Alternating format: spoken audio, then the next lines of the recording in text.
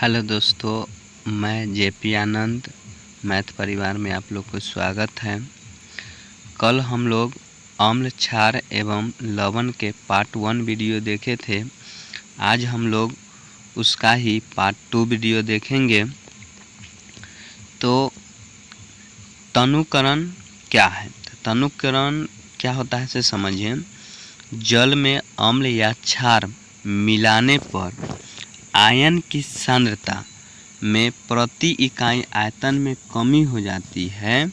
इस प्रक्रिया को क्या कहते हैं? तनुकरण कहते हैं। तो याद रखिएगा, जल में अम्ल एवं क्षार को मिलाते हैं ना, तो उसमें आयन की सांद्रता में जो होता है प्रति इकाई आयतन में कमी हो जाती है।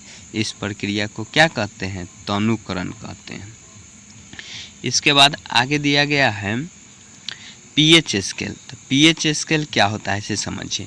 पीएच स्केल का पूरा नाम क्या होता है? प्रोटेंज हाइड्रोनियम होता है। इस पीएच में पी सूचक होता है और पूर्णांक मतलब जिसका अर्थ क्या होता है? तो शक्ति होता है।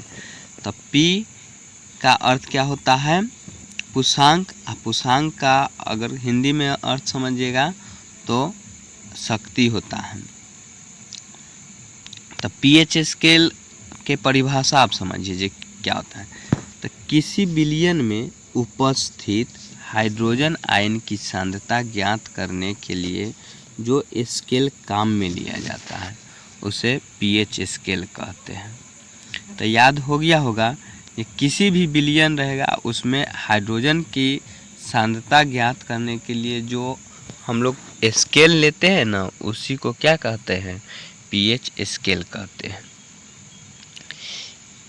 इसके आगे दूसरा इसका भी परिभाषा दिया गया है। हाइड्रोजन आयन की सांद्रता के ऋणात्मक लघु गुणक को क्या कहते हैं?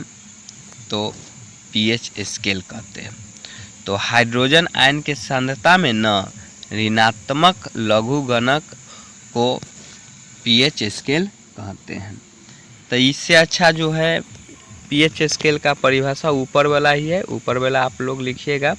किसी विलयन में उपस्थित हाइड्रोजन आयन की सांद्रता ज्ञात करने के लिए जिस स्केल का हम लोग प्रयोग करते हैं उससे क्या कहते हैं? पीएच स्केल कहते हैं। आगे नोट दिया गया है, देखिए क्या लिखा हुआ है। हाइड्रोजन आयन की सांद्रता जितनी अधिक होगी उसका पीएच मान जो होता है उतना ही कम होगा। तो याद रखिएगा जो हाइड्रोजन आयन की सांद्रता जितनी अधिक होगी ना, उतना ही उसका पीएच मान जो होता है कम होता है। तो हम लोग समझते हैं नींबू है और क्या है? शराब है। तो नींबू और शराब में जो है, नींबू में हाइड्रोजन आयन की सांद्रता अधिक होती है, तो इसलिए जो है उसका जो है पीएच मान कम होता है। और शराब में जो है हाइड्रोजन आयन की सांद्रता जो होती है कम होती है, इसलिए जो है नींबू के तुलना में शराब का पीएच मान अधिक होता है। तो याद रखिएगा ये बात के। उसके आगे दिया गया है किसी भी उदासीन विलयन के लिए पीएच मान 7 होगा। तो याद रखिएगा जी, उदासीन के लिए पीएच मान क्या होता है? 7 होता है। उसके आगे याद करिए, जिस विलयन का पीएच मान 7 से कम होता है तो उस विलयन को अम्लीय कहते हैं। तो याद हो गया होगा आप लोग के, जिस विलयन का पीएच मान 7 से कम होता है ना, तो वह विलयन क्या कहलाता है? अम्लीय कहलाता है। और जिस विलयन का पीएच मान 7 के बराबर होगा तो उदासीन कहलाएगा। और एक और होता है, जिस विलयन का पीएच मान 7 से अगर जो अधिक होता है ना, तो उसको हम क्षारीय कहेंगे। तो याद हो गया होगा, फिर से हम रिवीजन कर देते हैं। जिस विलयन का पीएच मान 7 के बराबर होता है तो उसको उदासीन कहेंगे। और जिस विलयन का पीएच मान 7 से कम होगा तो उसको अम्लीय कहेंगे। और जिस विलयन का पीएच मान 7 से अधिक होता है उसको क्षारीय कहेंगे। इसके आगे दिया गया है निम्न विलयनों के पीएच मान। तो देखिए जठर रस, जठर रस का पीएच मान कितना होता है? 1.2 होता है। तो इसमें आप समझिए कि जो नींबू रस दिया गया है और जठर रस दिया गया है, तो हाइड्रोजन आयन की सांद्रता नींबू रस में अधिक है, इसलिए जो है इसका पीएच मान जो है कम है, ये अम्लीयता जो है ये अधिक है। तो समझ गए होंगे जो ऊपर बड़ा डिफिनीशन से। तो जठर रस का कितना होता है पीएच मान? 1.2 होता है। और नींबू का पीएच मान कितना होता है? तो 2.2 होता है। इसको कॉपी में उतार लीजिएगा, अच्छा से याद करना है। उसके आगे दिया गया है शुद्ध जल का पीएच मान। तो शुद्ध जल का पीएच मान जो होता है 7 होता है।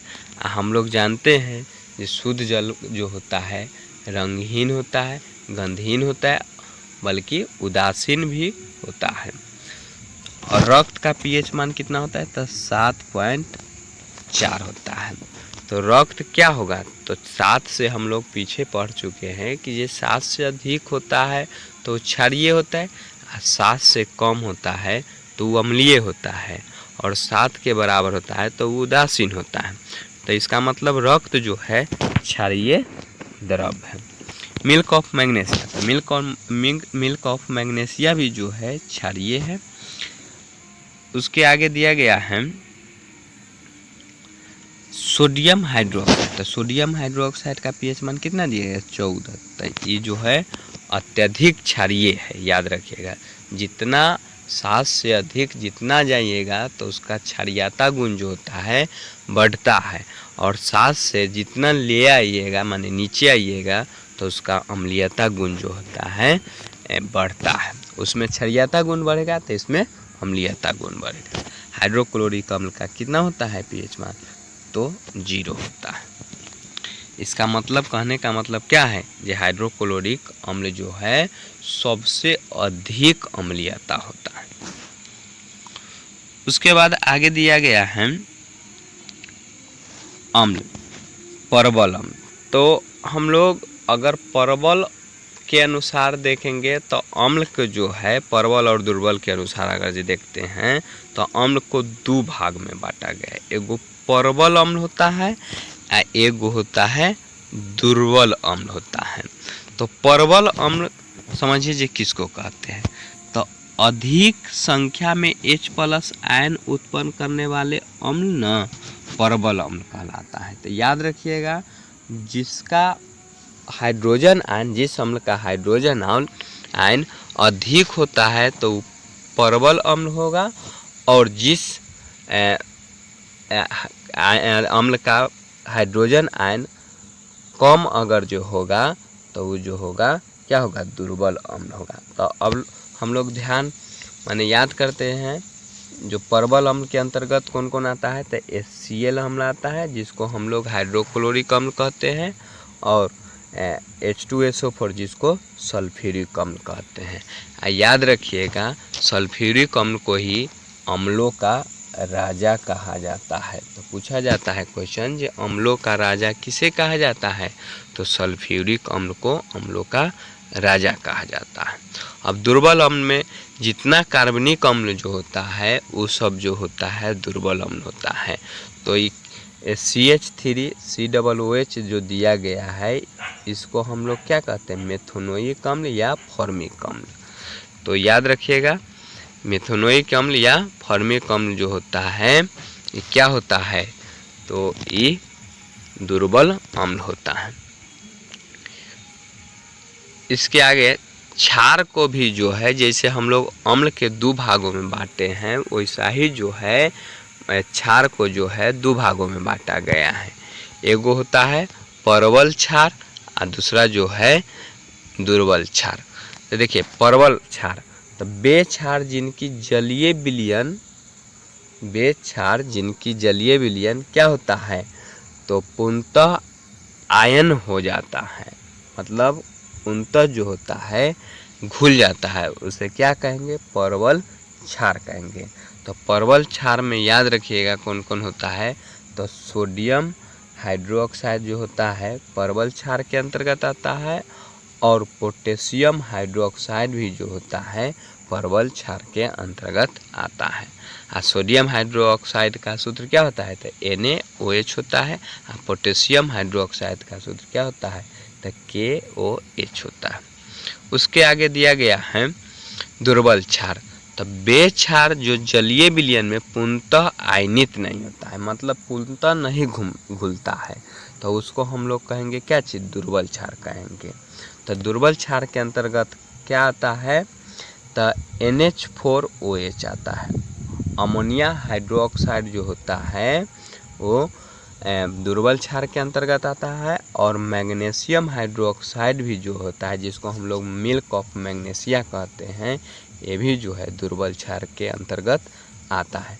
तो हम लोग जान चुके हैं कि अम्ल को प्रबलता के अनुसार जो है दो भाग में बांटा गया है, एगो दुर्बल अम्ल, एगो प्रबल अम्ल। तो प्रबल अम्ल क्या होगा?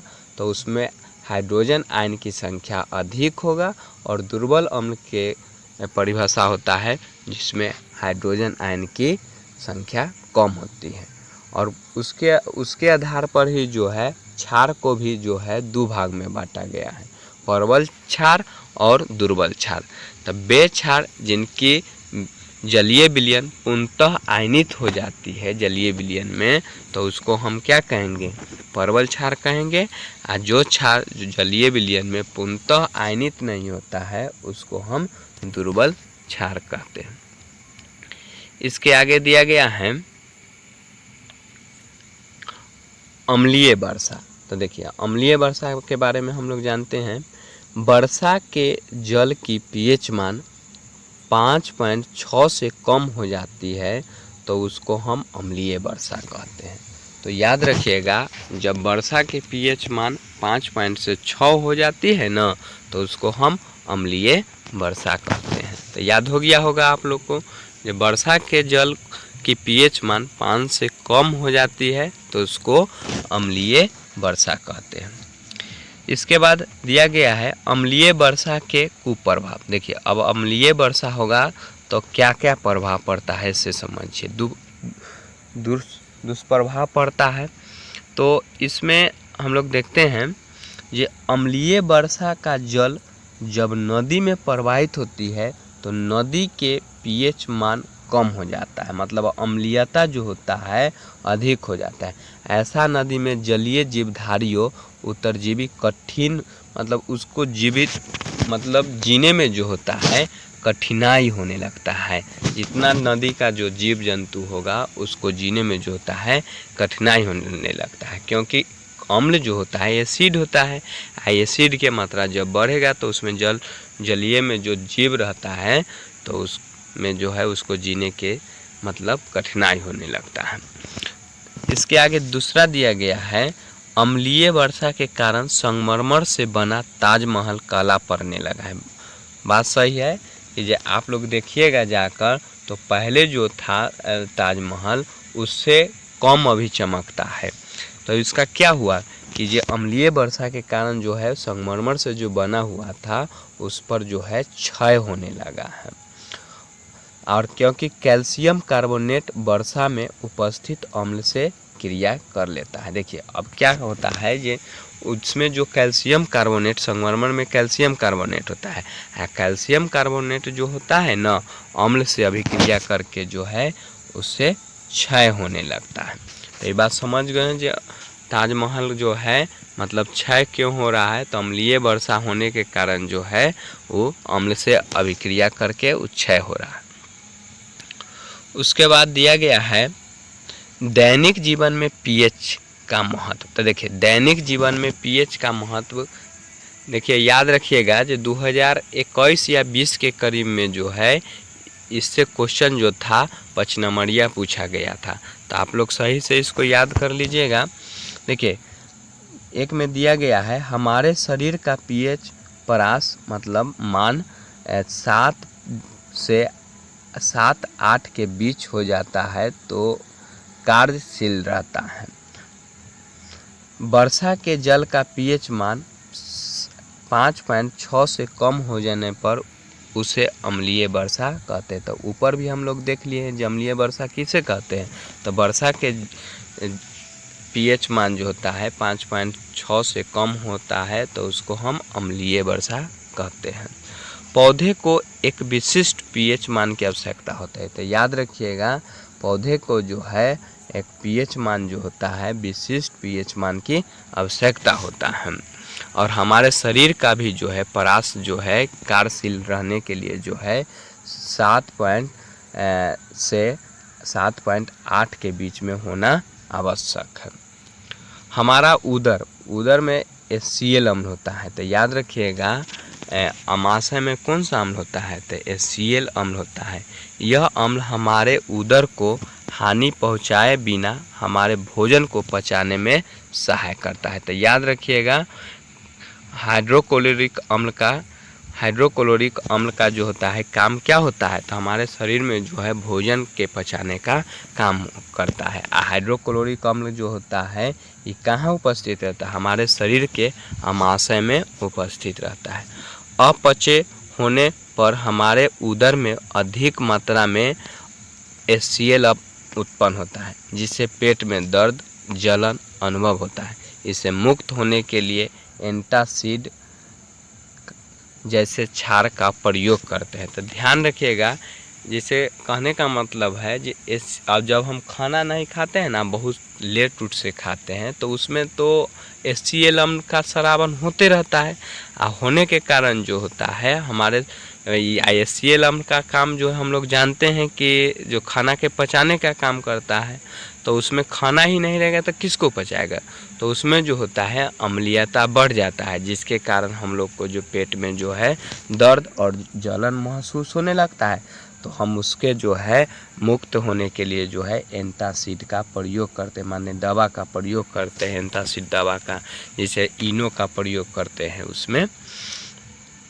उसके बाद 4 में दिया गया है मुंह के पीएच मान 5 से कम होने पर दांतों का इनामेल संक्षारित होने लगता है। देखिए समझिए इसमें, जब मुंह का पीएच मान 5 से 5.5 से ना कम होने लगता है ना, तो दांत का जो एनामेल जो होता है, चमक वाला सतह जो होता है, उसमें जो है पीलापन उलापन आने लगता है, क्षय होने लगता है।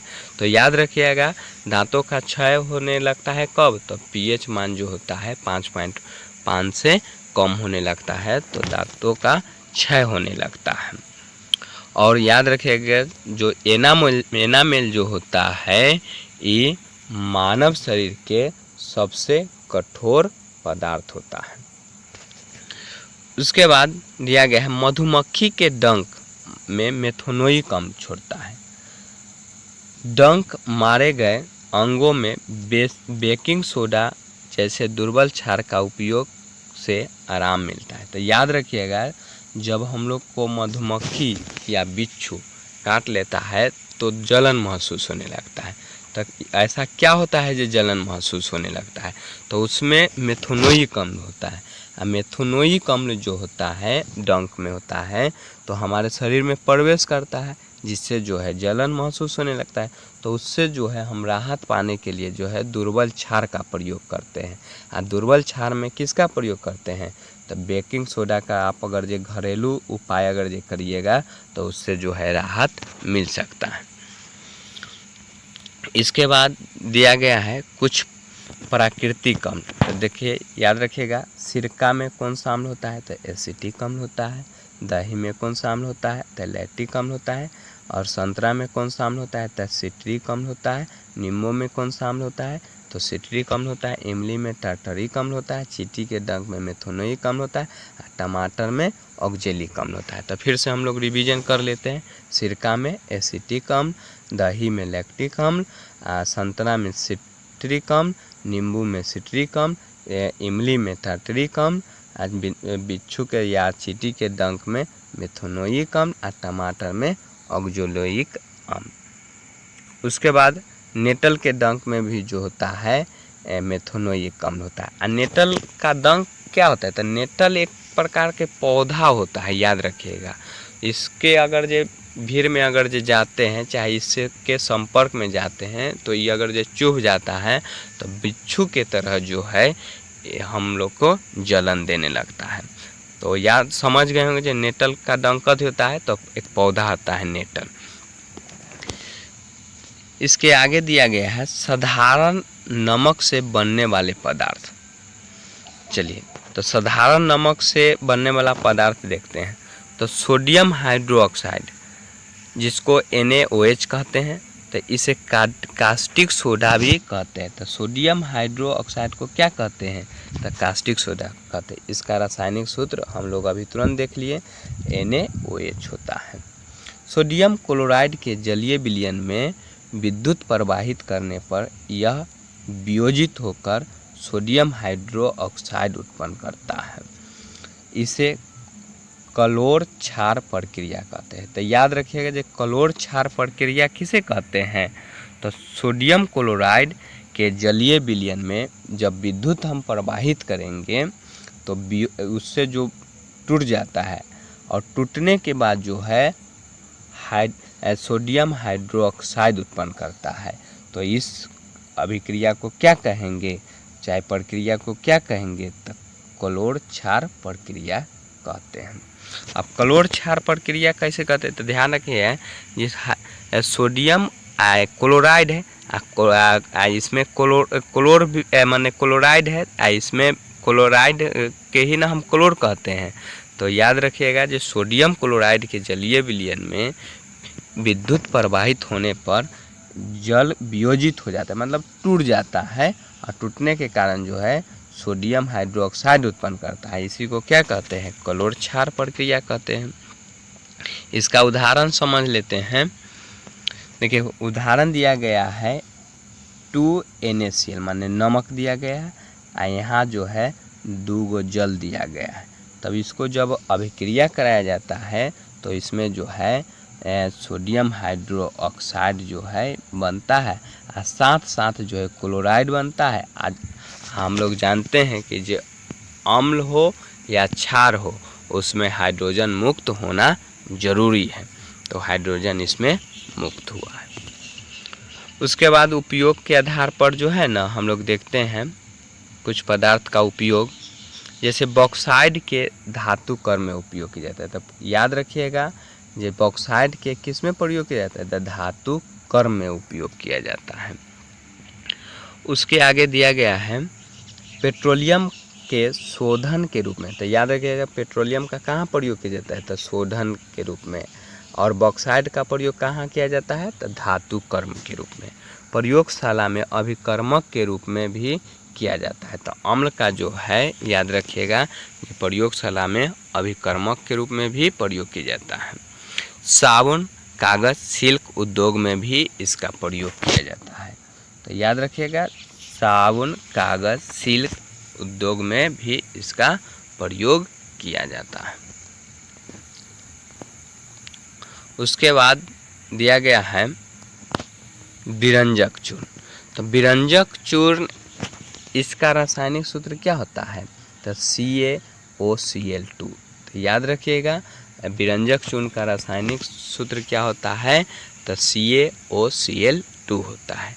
बुझा हुआ चूना, जिसको हम लोग कैल्शियम हाइड्रोक्साइड कहते हैं, व क्लोरीन की क्रिया से विरंजक चूर्ण का निर्माण होता है। तो याद रखिएगा कि जो विरंजक चूर्ण का निर्माण कैसे होता है? तो हम जब बुझा हुआ चूना को न क्लोरीन के साथ अभिक्रिया कराएंगे तो विरंजक चूर्ण का निर्माण होगा। उदाहरण में हम लोग समझते हैं, जो कैल्शियम हाइड्रोक्साइड दिया गया है और क्लोरीन दिया गया है, जब इसको दोनों की अभिक्रिया कराते हैं तो CaOCl2 बनता है, मतलब विरंजक चूर्ण बनता है, और साथ में जल का निर्माण होता है। इसका उपयोग कहाँ होता है इसे समझिए।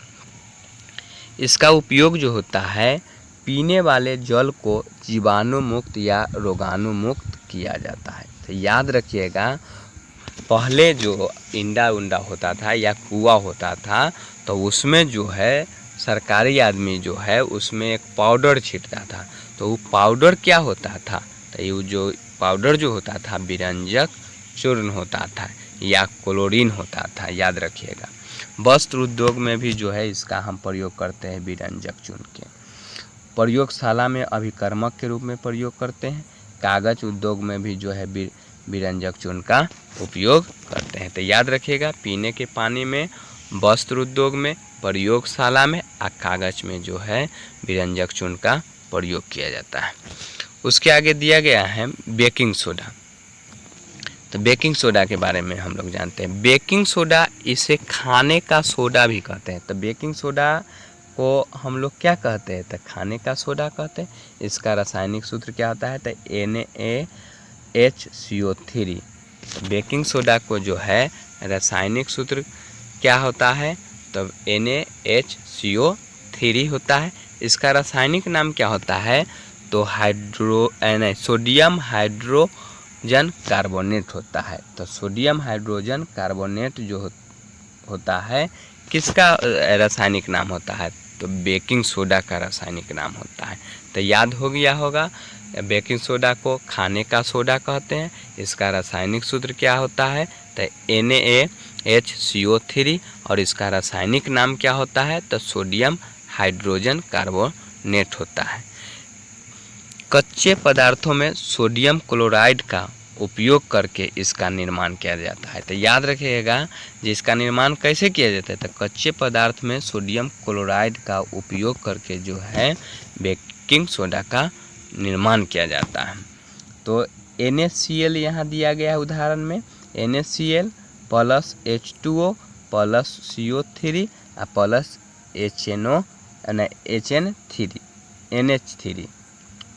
NH3 है लिखा हुआ।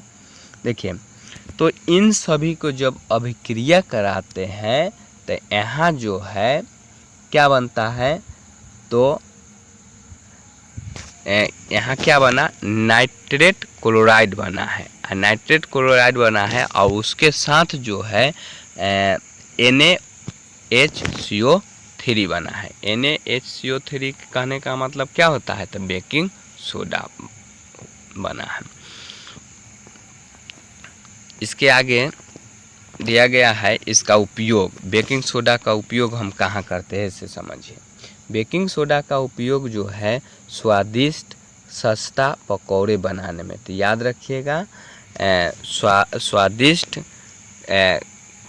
सस्ता नहीं लिखा हुआ है, खस्ता लिखा हुआ है। तो खस्ता पकौड़े बनाने में किया जाता है। तो पकौड़ों को बनाने में जो है ना, बेकिंग सोडा का उपयोग हम करते हैं। पेट की अम्लीयता को दूर करने के लिए, ऊपर भी हम लोग देखे हैं कि बेकिंग सोडा का प्रयोग जो है पेट में जब जलन होता है तो प्रयोग किया जाता है। तो पेट की अम्लीयता को दूर करने के लिए इसका प्रयोग अग्निशामक यंत्र में भी जो होता है इसका प्रयोग किया जाता है।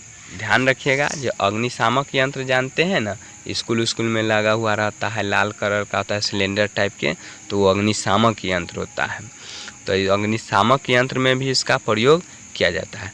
सोडा वाटर सोडा मुक्त शीतल पेय में देखिए, वो जो बियर उयर जो होता है या ठंडा उंडा जो होता है उसमें भी जो है बेकिंग सोडा का प्रयोग किया जाता है। तो याद रखिएगा, जो बेकिंग सोडा का उपयोग कहाँ कहाँ होता है?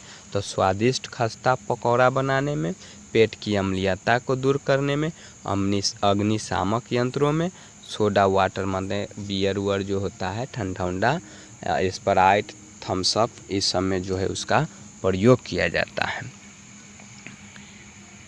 इसके आगे दिया गया है धोने का सोडा। तो धोने का सोडा जो है इसका रासायनिक सूत्र क्या होता है? तो Na2CO3 × 10H2O, 10 गो जल का अणु जो है इसमें जुड़ा हुआ रहता है। तो याद हो गया होगा आप लोग को, ढोवन सोडा का जो है रासायनिक सूत्र क्या होता है? तो Na2CO3 × 10H2O। बेकिंग सोडा को गर्म करने पर जो सोडियम कार्बोनेट प्राप्त होता है उसके पुनः क्रिस्टलीकरण से धोने का सोडा बनता है। तो याद रखिएगा, जब बेकिंग सोडा को न गर्म किया जाता है तो उसको गर्म करने के बाद जो है सोडियम कार्बोनेट प्राप्त होता है, और फिर सोडियम कार्बोनेट को न क्रिस्टलीकरण किया जाता है, तब धोने का सोडा बनता है। तो याद रखिएगा, पहले बेकिंग सोडा को गर्म किया जाता है, और बेकिंग सोडा के गर्म करने पर जो है सोडियम कार्बोनेट प्राप्त होता है, और उसको फिर हम क्रिस्टलीकरण करते हैं, तो तो धोने का सोडा बनता है। तो याद हो गया होगा आप लोग को ये धोने का सोडा कैसे बनता है से। उदाहरण में दिया गया है Na2CO3 सोडियम कार्बोनेट प्लस 10 गो जल, इसको जब अभिक्रिया कराते हैं तो Na2CO3 इंटू 10H2O बनता है, मतलब धोने का सोडा बनता है। इसका उपयोग अब समझिए, धोने का सोडा का उपयोग कहाँ कहाँ किया जाता है इसे। इसका उपयोग कांच, साबुन एवं कागज में किया जाता है। तो याद रखिएगा, कांच, साबुन और कागज में किया जाता है। इसका उपयोग घरों में साफ सफाई के लिए, तो याद रखिएगा घरों में भी साफ सफाई के लिए, प्रयोगशाला में अभिकर्मक के रूप में, जल की अस्थायी कठोरता दूर करने के लिए। तो याद रखिएगा इसका उपयोग कहाँ कहाँ होता है, तो कांच, साबुन एवं कागज उद्योग में इसका उपयोग होता है, घरों में साफ सफाई के लिए उपयोग होता है, और प्रयोगशाला में अभिकर्मक के रूप में इसका प्रयोग किया, जल की अस्थायी कठोरता दूर करने के लिए भी इसका उपयोग करते हैं। इसके आगे दिया गया है प्लास्टर ऑफ पेरिस। तो प्लास्टर ऑफ पेरिस जो होता है इसका रासायनिक सूत्र क्या होता है, CaSO4 इंटू हाफ H2O, मतलब आधा जल होता है, और इसका सूत्र क्या हुआ, तक CaSO4 इंटू हाफ H2O हुआ। जिप्सम को जब 373 केल्विन पर गर्म करने पर यह जल के अणुओं का त्याग कर कैल्शियम सल्फेट और अर्धहाइड्रेट हेमीहाइड्रेट बनता है। तो याद रखिएगा जब जिप्सम को न 373 केल्विन पर गर्म किया जाता है तो जल के अणु जो होता है त्याग कर, जो है जल के अणु इसमें से त्याग कर देता है और कैल्शियम सल्फेट अर्धहाइड्रेट या हेमीहाइड्रेट बनाता है। इसी को हम लोग क्या कहते हैं, प्लास्टर ऑफ पेरिस कहते हैं।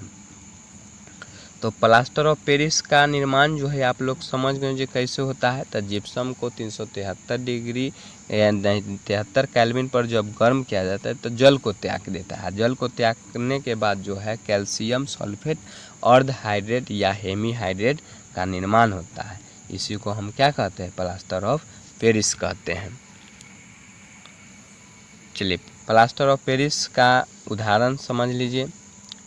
Calcium sulphate plus half H2O plus 1.5 H2O को जब हम लोग इस अभिक्रिया कराते हैं तो इसमें जो है CaSO4 इंटू 2H2O मतलब जिप्सन का निर्माण होता है। तो याद रखिएगा जिप्सन का निर्माण कैसे होता है, तो प्लास्टर ऑफ पेरिस को और जल को, माने जल के 1.5 अणु लेंगे और प्लास्टर ऑफ पेरिस के आधा अणु लेंगे तो यहाँ जिप्सन का निर्माण हो जाएगा। जिप्सन का सूत्र क्या होता है, तो CaSO4 इंटू 2H2O होता है।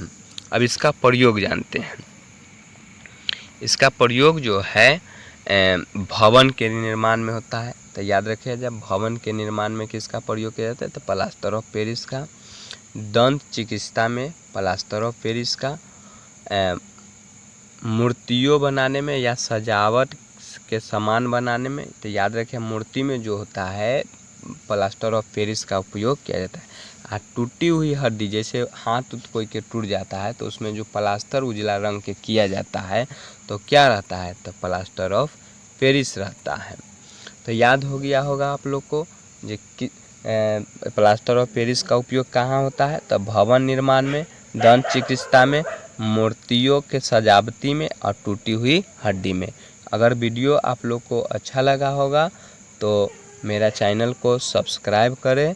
चैनल का नाम है JP Anand sir. Thank you, धन्यवाद। मिलते हैं अगले वीडियो में।